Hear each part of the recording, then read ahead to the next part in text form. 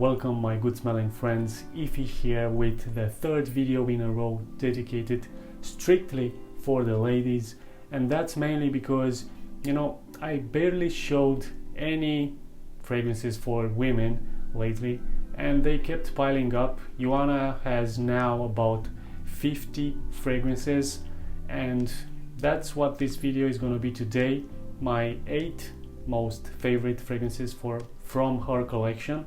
And I also have some honorable mentions, which I will show you them first. The first fragrance I want to show you is the one that should be number 1 in this list, because it's not just my favorite from her list. I think it's my favorite female fragrance or ladies fragrance or woman's fragrance, Oeillet Sauvage by L'Artisan Parfumeur. This is simply the best carnation fragrance ever, and not only that, I think it's the best floral fragrance. It's creamy floral. I think it's a fragrance with a lot of character. I think that to find such character in a fragrance these days it's very rare, and I'm talking here about not just women's fragrances but men's also. The main reason why this is just an honorable mention is because it is discontinued. So I'm trying to keep this list with fragrances that you can still find and purchase for yourself easily, because this can also be found but probably it's more expensive. The next fragrance I want to show you is also a discontinued one. This is just a decant small bottle from a big bottle of 250 ml size of Eau de Mission by Le Couvent de Minime. Yes, unfortunately that cheap, great fragrance, great dupe of Guerlain's Spiritueuse Double Vanille, which is much more expensive. But now we don't have like a cheaper alternative so easy to find like this one. It's simply a very boozy vanilla. It's something again which you don't often smell these days on other people, but it's simply, if you like vanilla, this is a great scent.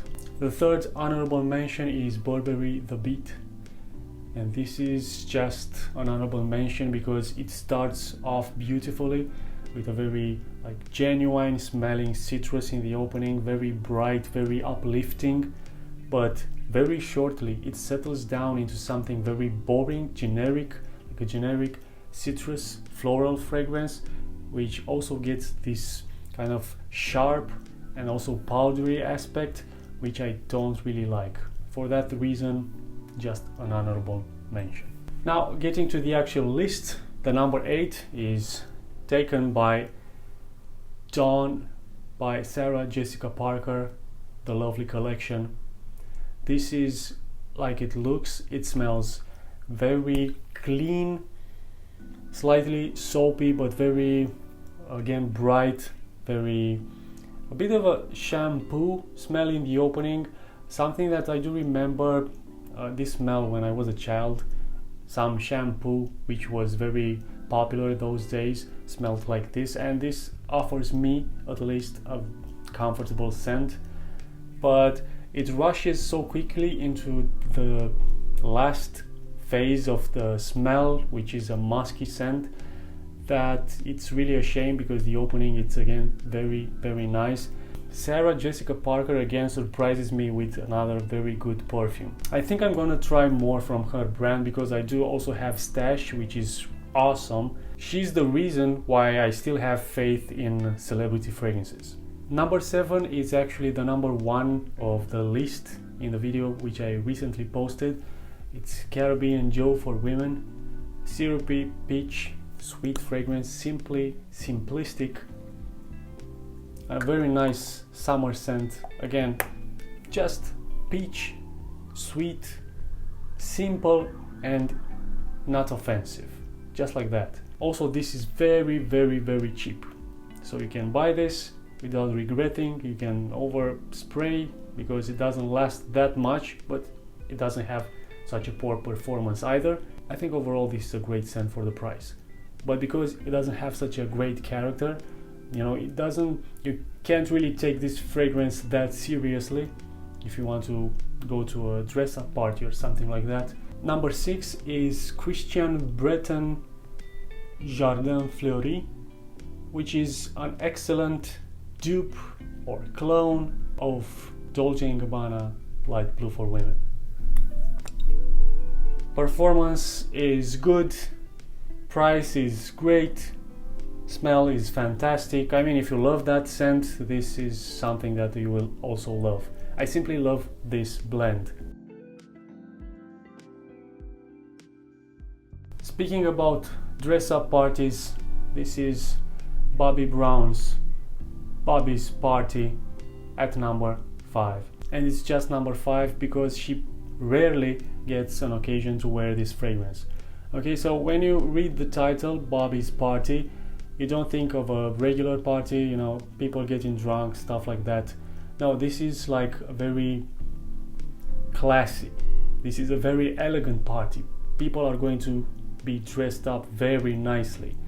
And you know what's funny? This is such a simplistic fragrance. It has like 3 or 4 notes, and violet is the main note, but the blending here, it's very complex, and it gives the fragrance such an elegance that you rarely find the occasion to pull out this fragrance, which again, that's a shame, to be honest, but at the same time, you know, it's not that fragrance that you smell on the people around you all the time. At number 4, it's an Armaf fragrance, and it's one of the fragrances from the Enchanted line. It's Katarina Blush, and this made the list. The other 2 didn't, because this, I give props to this fragrance because it doesn't smell like any other fragrance. I mean, it doesn't try to clone anything, or at least I didn't smell anything that smells very similar to this.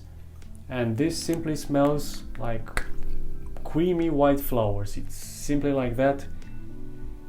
It also has some sweetness, but it's strange because women find this fragrance overly sweet to be worn during the summer, but I, to be honest, don't find it that sweet.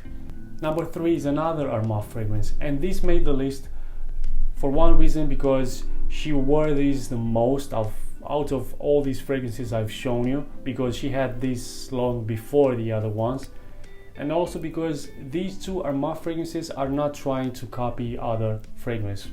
At least for my nose, again, I didn't find an exact popular fragrance which this one was trying to clone. And this is Italiano Donna Vivo. This is a very nice raspberry fragrance. It's very fruity, and by the way, again, Armaf with their bottles, it's simply a very uplifting raspberry scent. Very nice. The next fragrance was a blind buy, and it made me look more carefully into this brand. I'm talking about Agent Provocateur Blue Silk. And this is gorgeous. I don't know if the word blue matches the scent, but the word silk does, because this is a very smooth, creamy, cinnamon peppery fragrance, very aromatic, with a great longevity and projection. And I think this can actually be unisex, but I find it gorgeous smelling it on her, and it projects so nicely. This is such a great blend. It's one of those blends where the notes aren't actually popping up, and you can tell, you know, oh, the opening is citrusy, now it settles down to that, it's woodsy, this doesn't start citrusy like the other fragrances. This is perfect blend from the beginning. It's really nice.